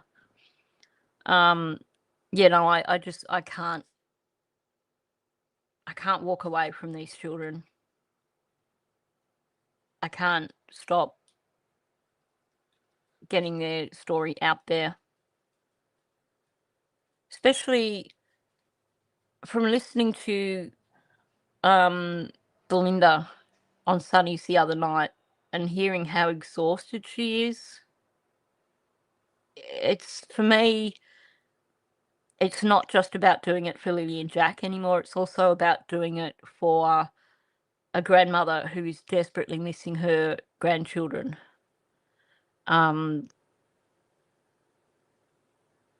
Just, yeah.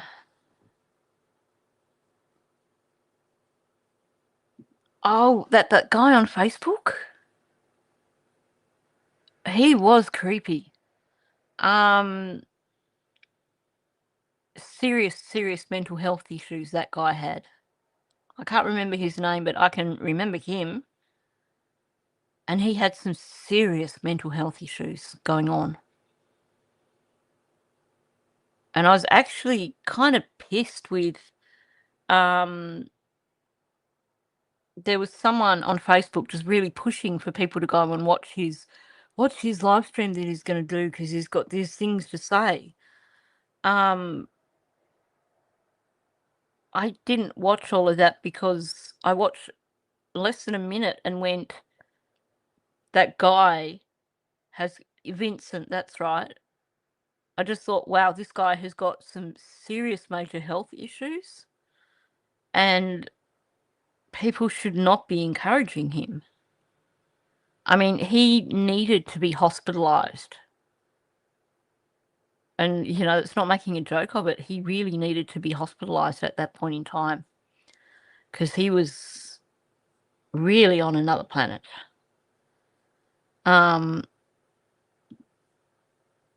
Honestly, how can you cover? He was a much older dude, yeah. It was really disturbing. And I think the people who wow, Kelly. You're a saint. You're an absolute saint. That's for sure. The people who block Belinda, what does that achieve? How can you say you're here for Lily and Jack and block the one person who is truly speaking out for these children? The one person who is doing it for the right reasons. It just blows my mind.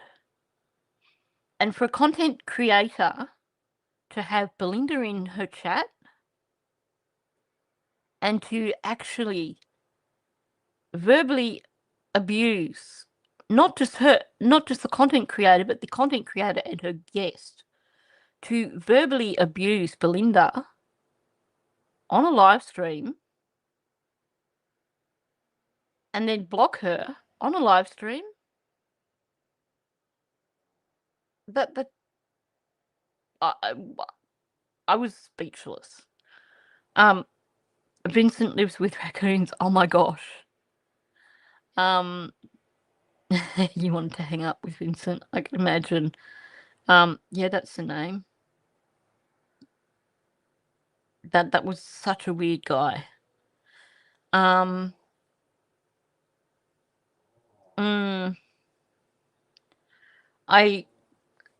got really upset hearing, you don't have to agree. Belinda knows that Belinda and I don't agree on everything. But I would never, ever do that to a grandmother who's missing their grandchildren. Thank you, Andrea. Very much appreciated. Yeah, those are the people that don't matter. Yeah.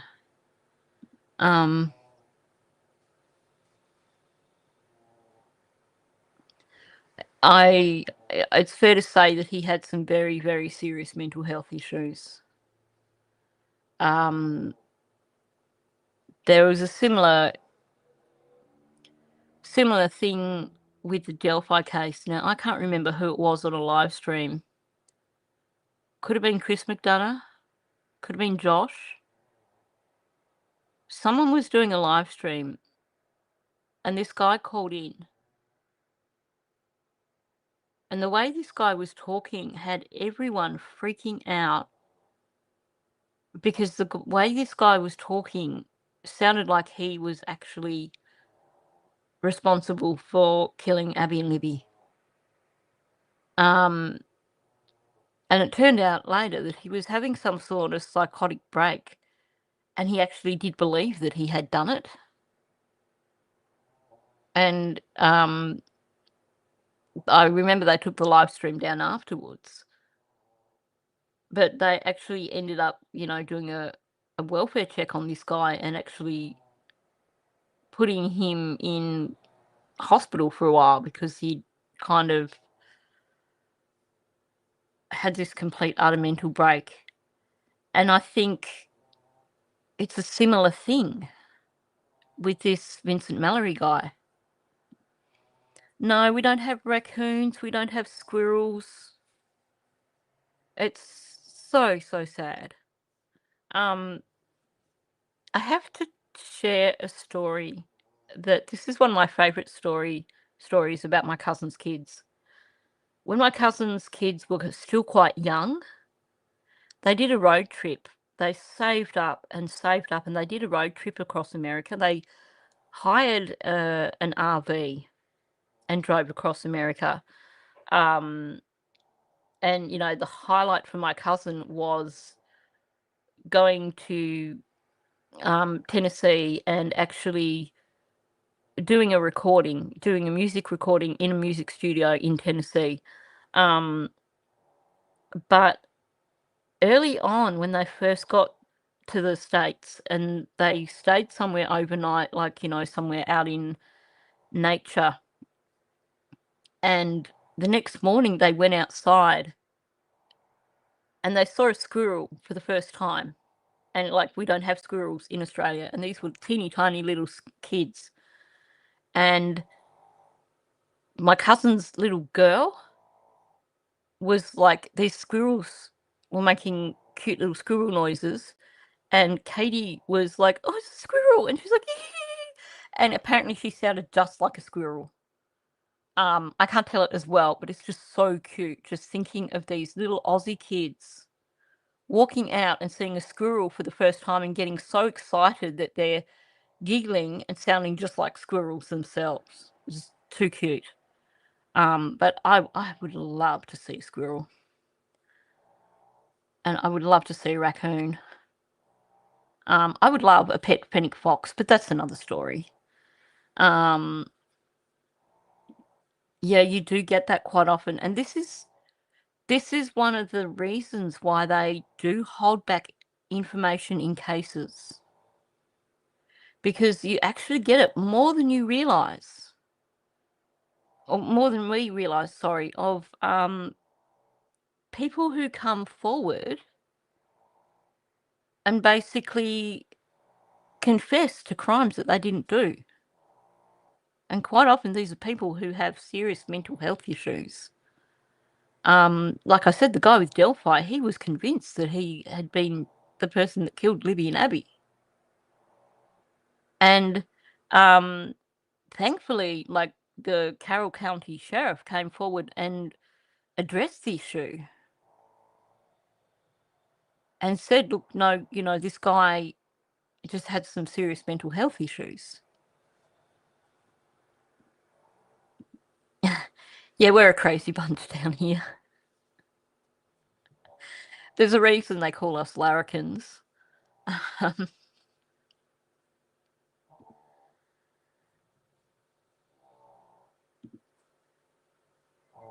I've heard them.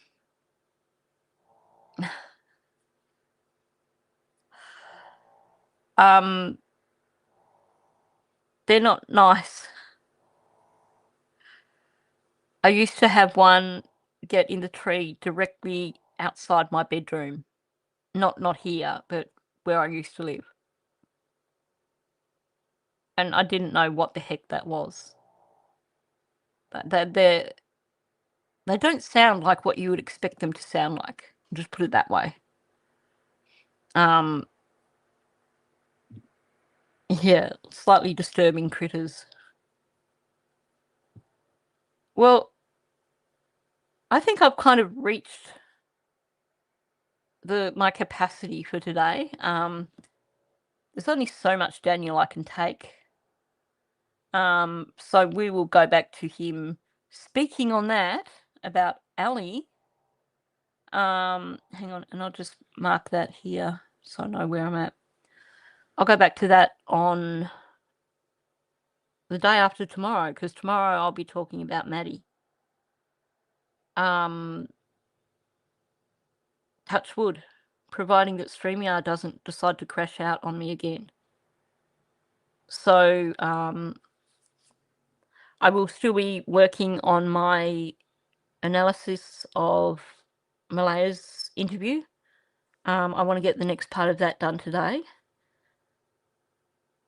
But yeah, tomorrow is going to be Maddie Monday.